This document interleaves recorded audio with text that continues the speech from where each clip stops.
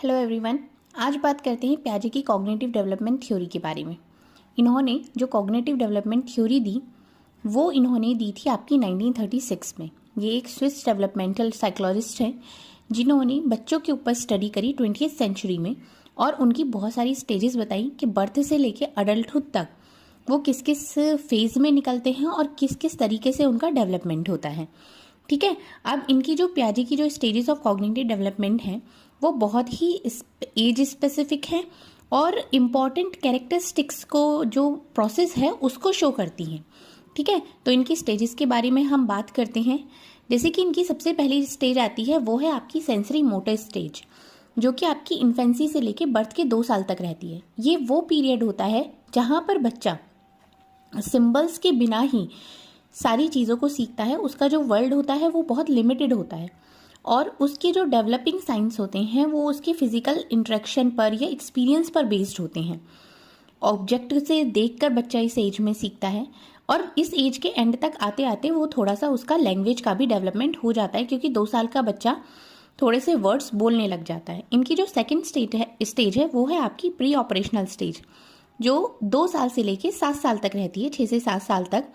इस पीरियड में भी और भी बहुत सारी सब स्टेजेस हैं और इसमें बच्चा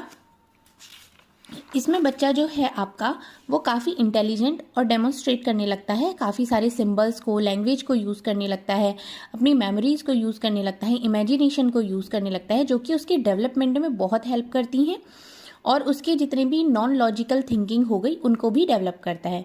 तीसरी जो इनकी स्टेज आती है वो है आपकी कंक्रीट ऑपरेशनल स्टेज, जो आपकी 7 से 11 ईयर्स तक होती है।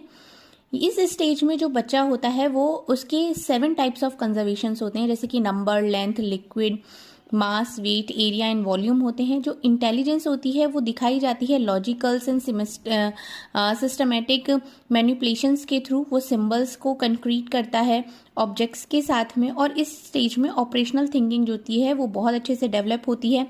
मेंटल एक्शंस हो गए और इकोसेंट्रिक होता है वो बहुत ज़्यादा हो जाता है। अब आते हैं इनकी 4th और लास्ट स्टेज पर, वो है फॉर्मल ऑपरेशनल स्टेज, जो कि 11 साल के बाद अडल्टहुड तक रहती है।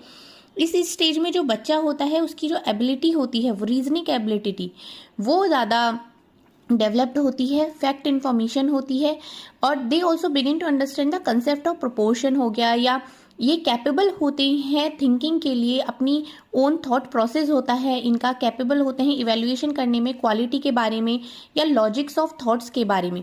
तो ये पियाजे की 4 स्टेजेस थी, आपको बहुत अच्छे से समझ में आ गई होंगी। Thank you so much.